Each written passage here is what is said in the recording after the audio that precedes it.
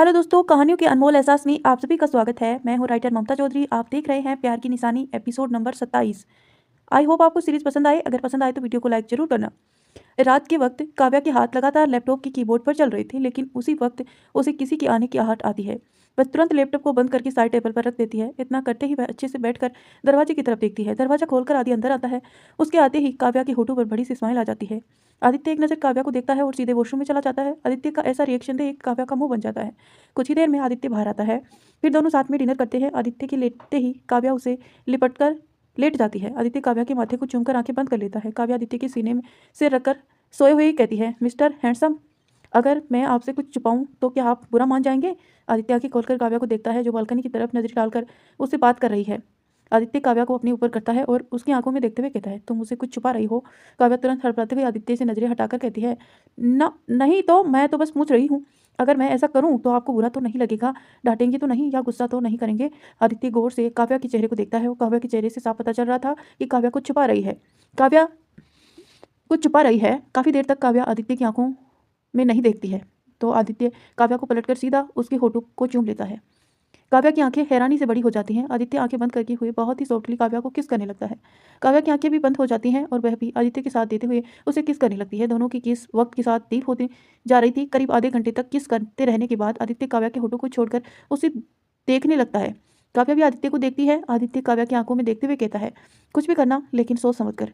मैं तुम्हें बिल्कुल फोर्स नहीं करूंगा कि तुम सब कुछ मुझे बताओ, लेकिन जो भी करोगी तुम्हें कुछ नहीं होना चाहिए। अगर मुझे ये पता चला तो मैं तुम्हें डांटूंगा भी, नाराज भी हो जाऊंगा और तुम पर गुस्सा भी हो जाऊंगा। काव्या के चेहरे पर एकदम से परेशानी झलक उठी। वह परेशानी को छिपाने की कोशिश करते हुए अपनी आंखें बंद करके आदित्य की पीठ पर अपने हाथ कस लेती है। आदित्य काव्या के दोनों पलकों को चूमकर कहता है, आई ट्रस्ट यू वाइफी, तुम ऐसा कुछ नहीं करोगी। ये सुनते ही काव्या अपनी आंखें कसकर मींच लेती है। काव्या का रिएक्शन देख आदित्य समझ जाता है कि काव्या जरूर ही कुछ ऐसा छुपा रही है जो उसके लिए खतरा है। ये समझते ही आदित्य का चेहरा डार्क हो जाता है। वह जल्दी से उसके ऊपर से हटकर सीधे कमरे से निकल जाता है। काव्या आंखें खोलकर देखती है तो आदित्य जा चुका था। काव्या जल्दी से अपना फ़ोन लेकर कॉल करती है। उधर से कॉल रिसीव होते ही काव्या कहती है, इमरजेंसी, मुझे रिजल्ट चाहिए। उधर से परेशानी भरी आवाज़ आती है, ma'am you can, it's impossible, हम कोशिश कर रहे हैं पर आपके बिना यहाँ बात आगे ही नहीं बढ़ रही है। काव्या तुरंत जवाब देती है, तुम भी जानते हो मैं वहाँ नहीं जा सकती। उधर से अब कोई जवाब नहीं आता। काव्या एक सख्त लहजे में कहती है, इन्फॉर्मेशन बाहर किसी भी हाल में लीक नहीं होनी चाहिए। उधर से जवाब आता है, yes ma'am. Kavya call cut करके टेबल पर रख देती है। आदित्य कॉल करता है, स्पीक। उधर से आवाज़ आती है, I am sorry sir, ma'am का लैपटॉप और फ़ोन दोनों की ही हाईली सिक्योरिटी है, हम इतनी जल्दी हैक नहीं कर सकते। कुछ टाइम दीजिए, हम तब तक कर लेंगे। आदित्य सख्त आवाज में कहता है, जो करना है जल्दी करो। इतना बोलते ही आदित्य कॉल करता है। काव्या कमरे में आदित्य को आने का इंतजार कर रही थी। तभी आदित्य कमरे में आता है और सीधे बेड पर जाकर लेट जाता है। काव्या उसे देखने लगती है कि आदित्य काव्या का कमर खींचकर करीब कर लेता है। काव्या बस उसे देखती रह जाती है। आदित्य आंखें बंद करके ही कहता है, इतना मत देखो वाइफी, वरना मैं अपना कंट्रोल खो दूंगा, फिर तुम्हें ही भारी पड़ेगा। ये सुनते ही काव्या थोड़ी राहत मिलती है, क्योंकि उसे लगा था कि आदित्य उससे गुस्सा है। काव्या आदित्य की लिपटकर मुस्कुराते हुए आंखें बंद कर लेती है। कुछ देर में काव्या सो जाती है। आदित्य आंखें खोलकर काव्या को देखता है, फिर उसका फ़ोन और लैपटॉप को ऑन करने की कोशिश करता है, लेकिन पासवर्ड उसे पता नहीं था। कुछ पासवर्ड ट्राई करने के पर भी लॉक ओपन नहीं होता, तो आदित्य हार मानकर लैपटॉप और फ़ोन दोनों को रख देता है और लैपटॉप काव्या को देखते हुए मन ही मन कहता है, please wifey, do not do this. तुम्हें अच्छे से पता है मैं तुम्हारे बिना एक पल भी नहीं जी पाऊंगा, फिर भी ऐसे खतरे मोल लेती हो जो तुम्हारी जान पर आ जाती है। अगली सुबह ऑफिस में आदित्य परेशान होकर चेयर पर बैठा हुआ था। उसे बार बार काव्या की बात और रिएक्शन याद आ रहा था, जिससे वह काफ़ी ज़्यादा डिस्टर्ब था। कुछ सोचते हुए वह माया को कॉल करता है। कुछ ही पल में माया कॉल रिसीव करती है। आदित्य तुरंत इंस्ट्रक्शन देता है, now go to my room and check what wifey is doing, और याद रहे उसे पता नहीं चलना चाहिए। इतना बोलते ही कॉल कट करता है। कुछ देर बाद माया का कॉल आता है। आदित्य तुरंत रिसीव करके फ़ोन को कान पर लगा रखता है। उधर से माया कहती है, सर मैम लैपटॉप पर कुछ टाइप कर रही है, उसका फेस बहुत ज़्यादा सीरियस है एंड हैरानी की बात यह है कि किसी के आते ही मैम तुरंत लैपटॉप बंद कर देती है। आदित्य ओके बोलकर कॉल कट कर देता है।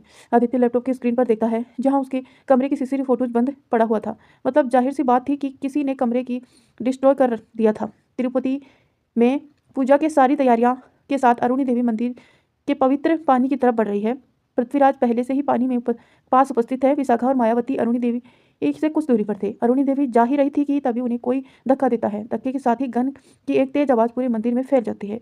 इस वजह से हर तरफ हलचल मच जाती है। अरुणी देवी को पृथ्वीराज संभाल लेते हैं। सबकी नज़र सामने जाती है जहाँ प्रीत के सीने पर गोली लगी थी और वह जमीन पर गिरी हुई तड़प रही थी। ये देख अरुणी देवी जल्दी से उसके पास जाती है और बॉडीगार्ड को तुरंत उठाने के लिए कहती है। पृथ्वीराज उसे सूट को शूटर को खोजने का इंस्ट्रक्शन देते हैं। अब सब कोई हॉस्पिटल में मौजूद थे। प्रीत को तुरंत ऑपरेशन थिएटर पर लेकर जाया जाता है। एक नर्स बाहर आकर कहती है पेशेंट का ब्लड काफ़ी ज़्यादा लॉस हो गया है, उन्हें A+ ब्लड चाहिए। अरुणी देवी तुरंत आगे आकर कहती है हमारा O+ ब्लड है। नर्स अरुणी देवी को लेकर जाती है। कुछ ही देर में प्रीत का ऑपरेशन स्टार्ट हो जाता है। अरुणी देवी लगातार ऑपरेशन थिएटर की ओर देख रही थी। उसे बार बार प्रीत का बचाना याद आ रहा था। अगर प्रीत बीच में नहीं आती तो वह गोली सीधा अरुणी देवी पर चलने वाली थी। करीब 1 घंटे बीत जाते हैं लेकिन अब तक दरवाजा नहीं खुला। प्रहलाद सिंह और शंकर और नीलिमा लगभग दौड़कर ऑपरेशन थिएटर के पास पहुंच जाते हैं। उन्हें प्रीत की असिस्टेंट ने यह इन्फॉर्मेशन दी थी। नीलिमा सीधे विशाखा के पास जाकर घबराते हुए कहती है विश, मेरी बच्ची कैसी है? उन्हें ज़्यादा चोट तो नहीं आई ना? विशाखा एक नज़र अरुणी देवी को देखती है, फिर नीलिमा को संभालते हुए कहती है नीला, तुम चिंता मत करो, उन्हें कुछ नहीं होगा। प्रहलाद सिंह और शंकर काफ़ी ज़्यादा परेशान होकर ऑपरेशन थिएटर की तरफ देख रहे थे। करीब 1 घंटा और बीत जाता है। उसके बाद डॉक्टर बाहर आते हैं। अच्छा हुआ आप लोग उन्हें जल्दी लेकर आए, वरना थोड़ी भी देर होती तो उनकी जान जा सकती थी।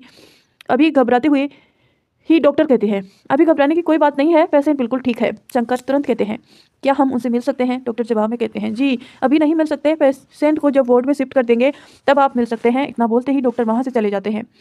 अब सभी की नज़र अरुणी देवी पर टिक जाती है जो अब तक ऑपरेशन थिएटर की तरफ देख रही थी। कुछ ही देर तक तो वो वैसे की वैसे देख रही थी, फिर बिना किसी पर ध्यान दिए वह सीधे वहां से चली जाती है। विशाखा नीलिमा को देखकर कहती है अपना ख्याल रखना नीला। इतना बोलते ही वह उठ जाती है। पृथ्वीराज, विशाखा और मायावती भी वहां से चले जाते हैं। कार चल रही थी। अरुणी देवी सीट पर टेक लगाकर आंखें बंद की हुई थी। उसके कानों में बार बार डॉक्टर की कही बातें गूंज रही थी। अगर थोड़ी देर भी हो जाती तो उसकी जान जा सकती थी। सभी होटल पहुंच जाते हैं। अरुणी देवी बिना कुछ कहे ही सीधा अपने कमरे की तरफ बढ़ जाती है। पृथ्वीराज, विशाखा और मायावती भी अपने कमरे की तरफ बढ़ जाते हैं। अरुणी देवी सोफे पर काफी शांति से आंखें बंद किए हुए बैठी थी। उसकी आंखों के सामने एक धुंधला सा मंजर दिख रहा था जिस पर एक लड़की चीख चीख कर कह रही थी तुम राठौड़ों की वजह से मेरा पूरा परिवार बर्बाद हो गया, नफरत है मुझे तुम्हारे खानदान से। उसके साथ ही उसके सामने एक पागलपन समाने नजर आ रहा था। एक लड़का अपने सामने खड़े लड़के पर चिल्लाते हुए कह रहा था प्रलभ, अरु मेरी पत्नी है, तो उसके बारे में ऐसा कैसे सोच सकता है? सामने खड़ा लड़का यानी कि प्रलभ जुनूनियत से कहता है मुझे तेरी पत्नी से ही मोहब्बत हो गई, तो सोच नहीं सकता जब से मैंने उसे देखा है बस उसे ही पाने की चाहत है। वह इतना ही बोलता है कि उसकी गालों पर एक जोरदार थप्पड़ पड़ता है और एक गुस्से से भरी आवाज़ आती है तेरा दिमाग खराब है? अरे कुछ तो शर्म कर ले, तेरी तेरी पत्नी है, बच्चे हैं। प्रलभ हंसने लगता है। वह हंसते हुए कहता है अरे तू भी ना यार, तुझे तो अच्छे से पता है मेरी शादी जबरदस्ती की है और मुझे अपनी पत्नी से कोई मतलब नहीं। उसे पत्नी का हक चाहिए था तो मैंने दे दिया, माँ को बच्चे देने की इच्छा थी तो मैंने दे दिए, पर मेरी चाहत सिर्फ तेरी पत्नी है। ये सुनते ही सामने खड़ा लड़का उसे बुरी तरह से मारने लगता है। दोनों के बीच की लड़ाई एक लड़की देख रही थी। अचानक से प्रलभ उस लड़के को धक्का देकर गन निकाल कर कहता है जब तक तू है तेरी पत्नी मेरी कभी नहीं हो सकती, अगर तू ही ना रहा तो। इतना बोलते ही वह गोली चला देता है। गोली सीधा जाकर सामने वाले लड़के के सीने पर जा लगती है। उसी वक्त एक तेज चिल्लाने की आवाज़ आती है वीरेंद्र जी, वीरेंद्र जी। प्रलभ सारी गोलियां एक एक करके वीरेंद्र के सीने पर उतार देता है। एक लड़की भागकर वीरेंद्र के पास जाकर बैठ जाती है और रोते हुए कहती है वीरेंद्र जी ये आपको क्या हो गया, प्लीज़ उठिए ना। वीरेंद्र अपनी थामते सांसों को संभालने कहता है आई एम सॉरी आरू, मैं तुम्हारे साथ जिंदगी भर जीने का वचन पूरा नहीं कर पाया। इतना बोलते ही उनकी सांसें थम जाती हैं। आरू यानी कि अरुणी देवी रोते हुए वीरेंद्र के गले लग जाती है। वहीं यह खबर आग की तरफ फैल जाती है कि प्रलभ ने वीरेंद्र को मार दिया। प्रयागराज में प्रीत के परदादा उसी वक्त वहां पहुंच जाते हैं और प्रलभ को पीटते हुए हवालात में बंद करवा देते हैं। राठौड़ परिवार का हर एक सदस्य अरुणी देवी की तरफ बढ़ने लगता है। तभी अरुणी देवी जोर से चिल्लाती है रुक जाइए सब, यहाँ आकर मुझे तसल्ली देने की कोई जरूरत नहीं है। तुम राठौड़ों की वजह से ही मेरा पूरा परिवार बर्बाद हो गया। मुझे नफरत है तुम्हारे इस खानदान से, दूर रहिए मुझसे और मेरे परिवार से। आज से हमारे परिवार के बीच ना कोई रिश्ता होगा और ना ही कभी मैं बनने दूंगी। अगर कोई रिश्ता होगा तो वह सिर्फ दुश्मनी का रिश्ता होगा, सिर्फ और सिर्फ दुश्मनी का। इतना बोलते ही वह फिर एक बार रोते हुए वीरेंद्र के गले लग जाती है। पूरा राठौड़ परिवार शर्मिंदा हुए बस अरुणी देवी को देख रहा था। दर्दों के इस मंजर को याद करते ही अरुणी देवी की आंखों से आंसू बहने लगते हैं। आंसू गालों से होते हुए टपकते जा रहे थे। तो आई होप दोस्तों आपको पता चल गया होगा कि आखिर क्यों अरुणी देवी राठौड़ परिवार से दुश्मनी रखती है, क्योंकि राठौड़ परिवार के एक सदस्य ने ही अरुणी देवी के पति की मौत कर दी, मौत के घाट पहुंचा दिया था। और वो सदस्य कौन था? प्रहलाद राठौड़, जो अरुणी देवी के प्यार में था। रात के वक्त काव्या बेड पर बैठी परेशान थी क्योंकि उसे पता चल चुका था कि आदित्य ने उसके सिस्टम को हैंग कर के सारी इन्फॉर्मेशन निकाल ली। काव्या अपने आप से आज तो तू गई काव्या, देख लेना आते ही भड़क जाएंगी। वह इतना ही बोलती है कि कमरे का दरवाजा काफ़ी तेज आवाज़ से खुलता है। काव्या डर से पीछे होने लगती है। आदित्य बहुत ज़्यादा गुस्से में दरवाजे को बंद करके काव्या की तरफ बढ़ता है और उसके सामने कुछ पेपर्स को फेंक कर गुस्से से कहता है how can you do this wifey. Kavya डरते हुए बस आदित्य को देखती है। आदित्य काव्या के पास जाकर जोर से कंधे को पकड़कर कहता है, तुम्हें पता भी है इससे तुम्हें कितना बड़ा खतरा हो सकता है। काव्या जल्दी से रोनी जैसी सूरत बना लेती है। ये देख आदित्य काव्या के कंधे को छोड़ देता है। काव्या एकदम से आदित्य के से लिपट कर रोने लगती है। आदित्य काव्या को घूर कर देखने लगता है। वैसे तो उसे अच्छे से पता था कि काव्या उसकी डांट से बचने के लिए रोने का नाटक कर रही है। हमेशा एक ही तरह की काम नहीं आने वाली वाइफ काव्या आदित्य से अलग होकर देखने लगती है। आदित्य काव्या के आंसुओं को पोंछते हुए कहता है, आपने ये झूठे आंसू बहाकर मुझे मनाने की कोशिश करने का कोई फायदा नहीं है। काव्या तुरंत कहती है, आपने मुझे झूठी कहा। इस पर आदित्य काव्या को नजरअंदाज करके वॉशरूम चला जाता है। काव्या अपने सिर को पीट कर कहती है, लो मेरे पिया तो नाराज हो गई, अब मनाना पड़ेगा वरना मुझे ही भारी पड़ेगा। आदित्य वॉशरूम में बाहर आता है। डिनर के बाद आदित्य काव्या को पूरी तरह से इग्नोर करके सोफे पर काम करने लगता है। काव्या लगातार आदित्य को देख रही थी। रात के 12 बज जाते हैं लेकिन काव्या आदित्य को ही देख रही है। आदित्य लैपटॉप बंद करके बेड पर काव्या को पीट करके लेट जाता है। इस पर काव्या का बुरा सा मुंह बन जाता है। वह सिसकते हुए आदित्य के पीछे से हक करके धीमी आवाज में बुलाती है, मिस्टर हस्बैंड सुनिए। आदित्य कोई जवाब नहीं देता। वैसे कब ऐसा ही रहता है, मेरी बात सुनिए तो सही। काव्या फिर से एक बार बोलने पर भी आदित्य कोई रिएक्ट नहीं करता। काव्या उसके ऊपर चढ़कर उसके आगे आ जाती है और उसके चेहरे को देखती है जो बिल्कुल शांत था और उसने आंखें बंद की हुई थी।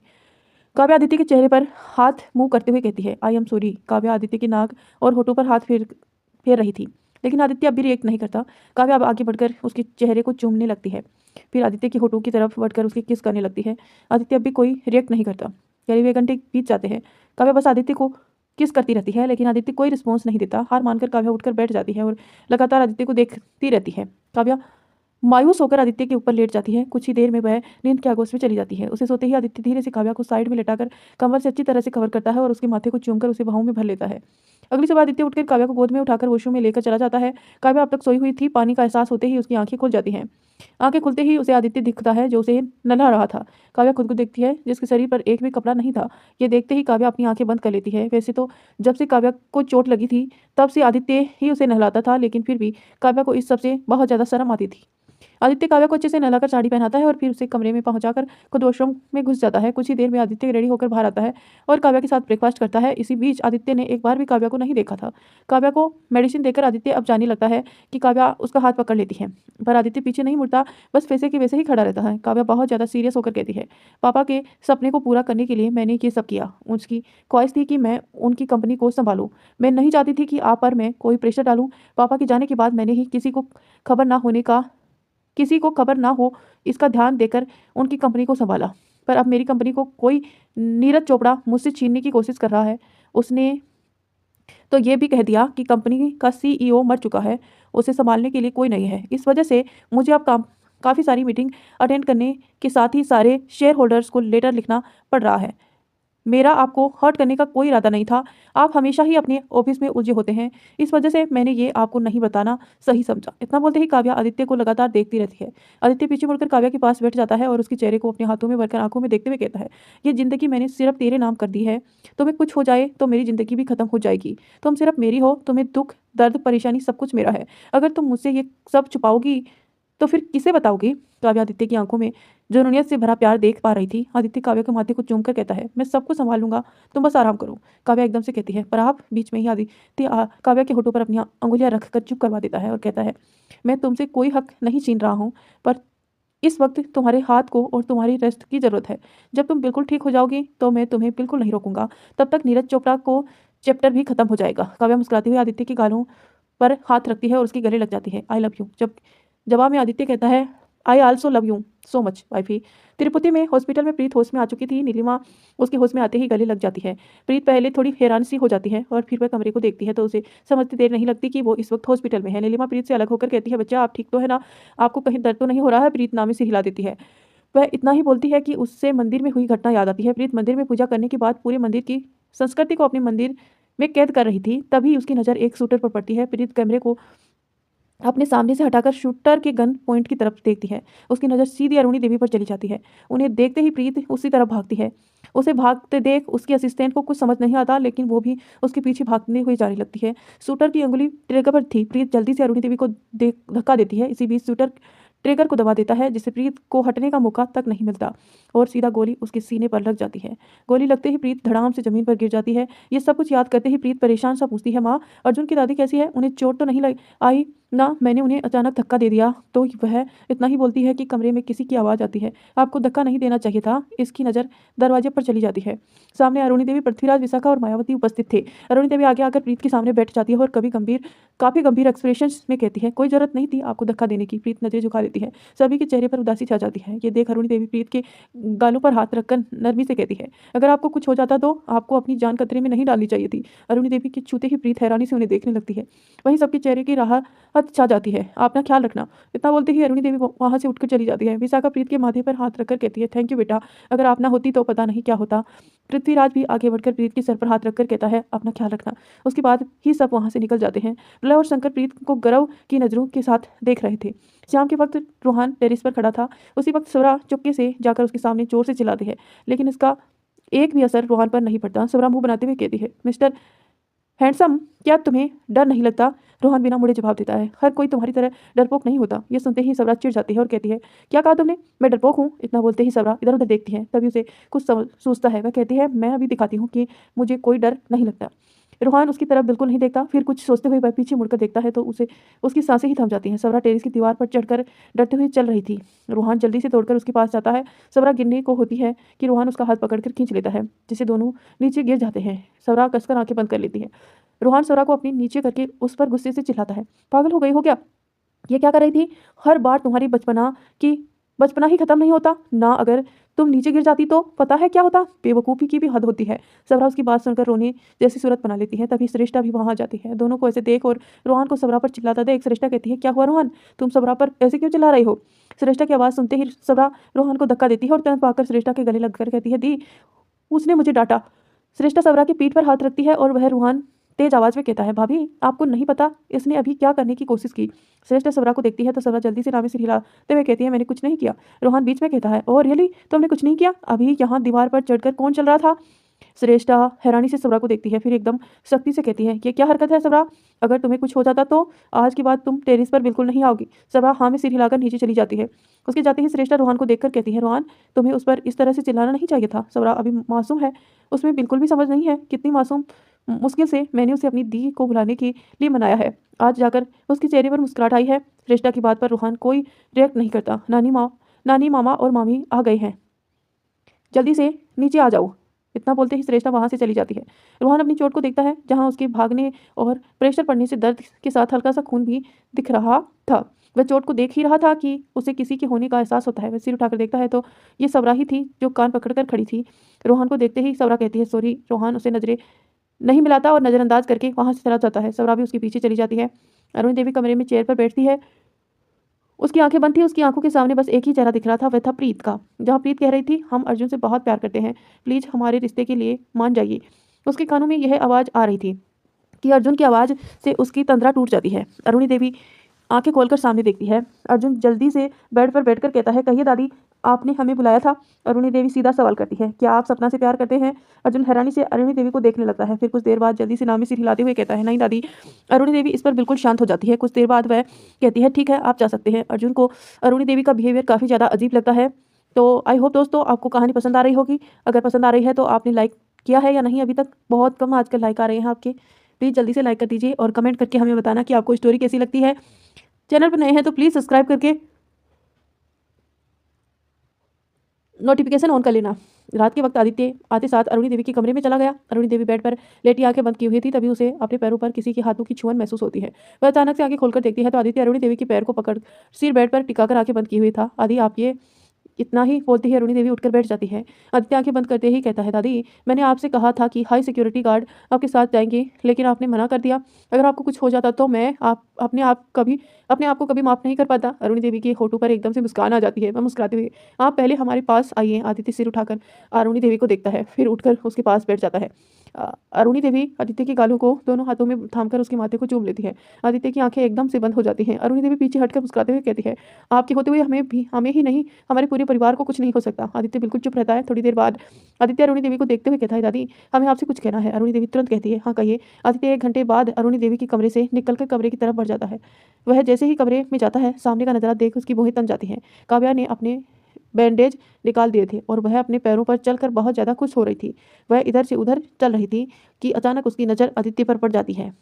उसे देखते ही काव्या खुश होकर, हस्बैंड बोलते हुए दौड़कर आदित्य के पास जाकर गले लग जाती है और तुरंत उसे अलग होकर पैरों को दिखाते हुए कहती है, देखिए मेरे पैर बिल्कुल ठीक हो गए हैं, मैं चल भी पा रही हूँ, मुझे बिल्कुल दर्द नहीं हो रहा है।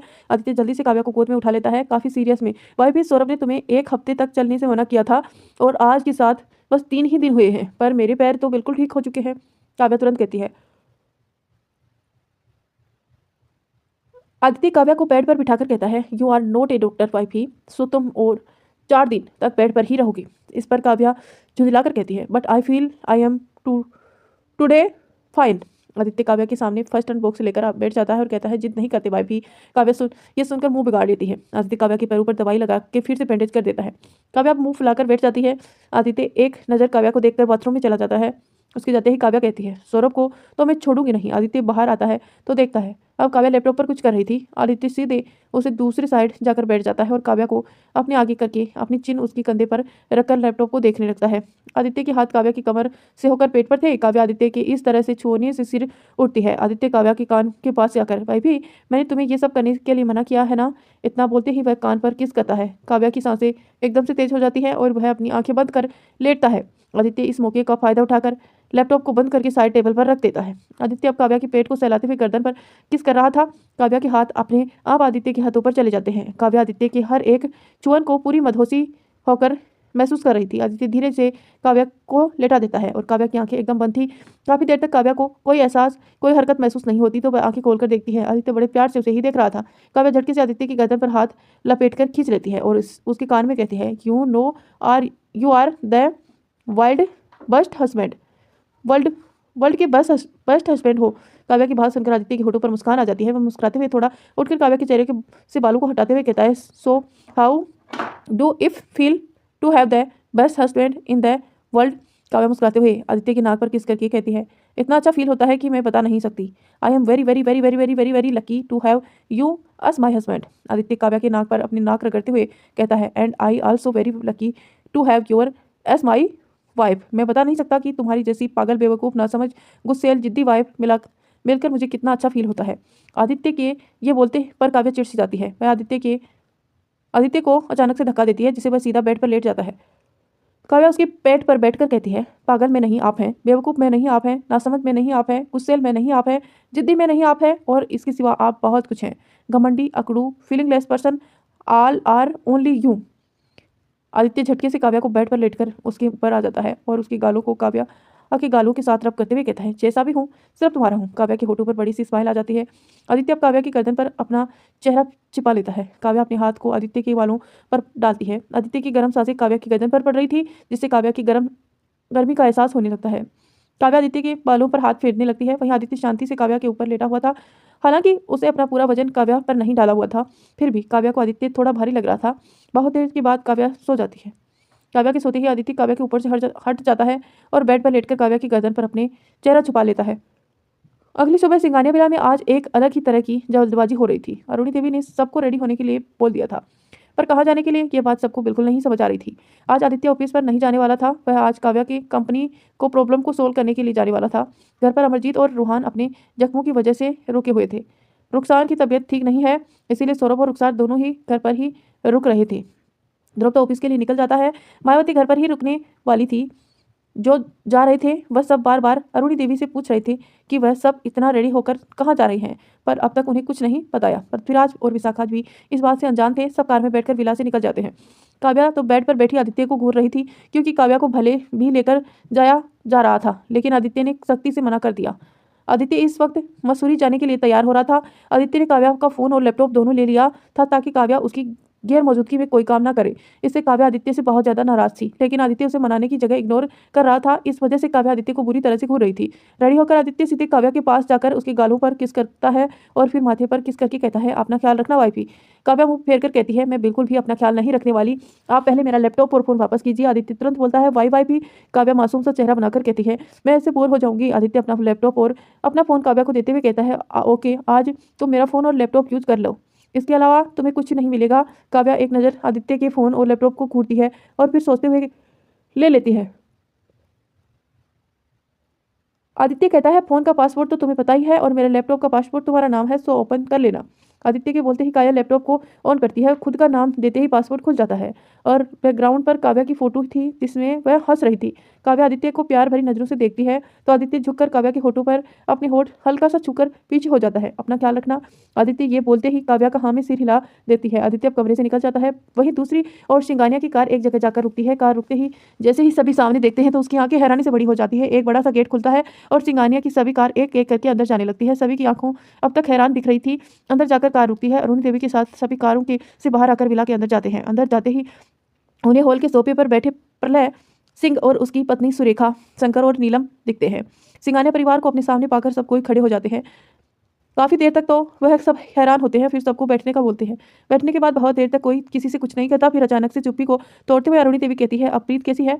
शंकर और नीलम एक दूसरे को देखते हैं। सिर्फ प्रीत की तबीयत जानने के लिए सभी परिवार आए हैं। ये बात तो दोनों को अजीब लग रही थी। दोनों अपनी ही सोच में उलझे थे कि प्रलय सिंह की आवाज़ आती है, जी वो अब बिल्कुल ठीक है। प्रलय सिंह के ये कहते ही फिर एक बार शांति छा जाती है।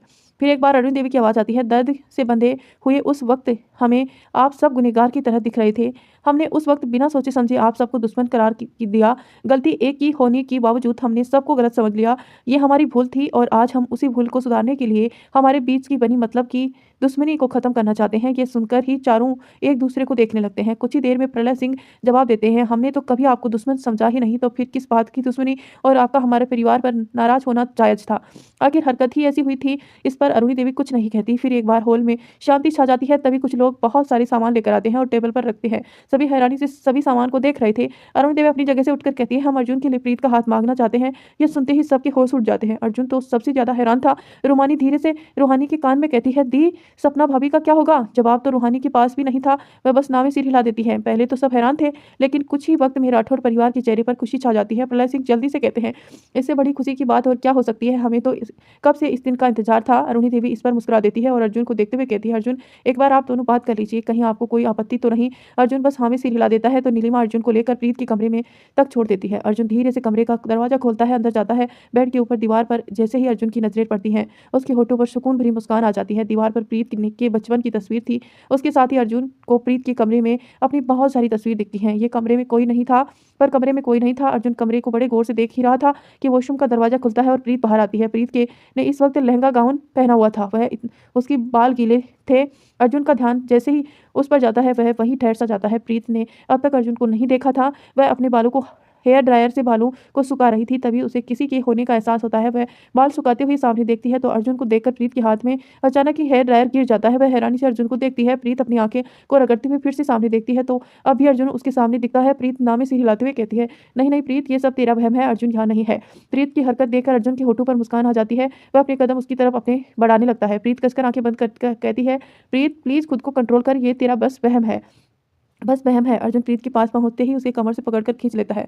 प्रीत की आंखें हैरानी से खुल जाती हैं। वह बड़ी बड़ी आंखों से अर्जुन को देखने लगती है। वह एकदम से कहती है, अर्जुन आप सच में यहाँ हैं? अर्जुन के हाथ प्रीत की कमर पर कसते जा रहे थे और वह एक हाथ से प्रीत के गीले बालों को चेहरे से हटाते हुए कहता है, ये तुम्हारा कोई वहम नहीं है, मैं सच में यहाँ हूँ तानिया।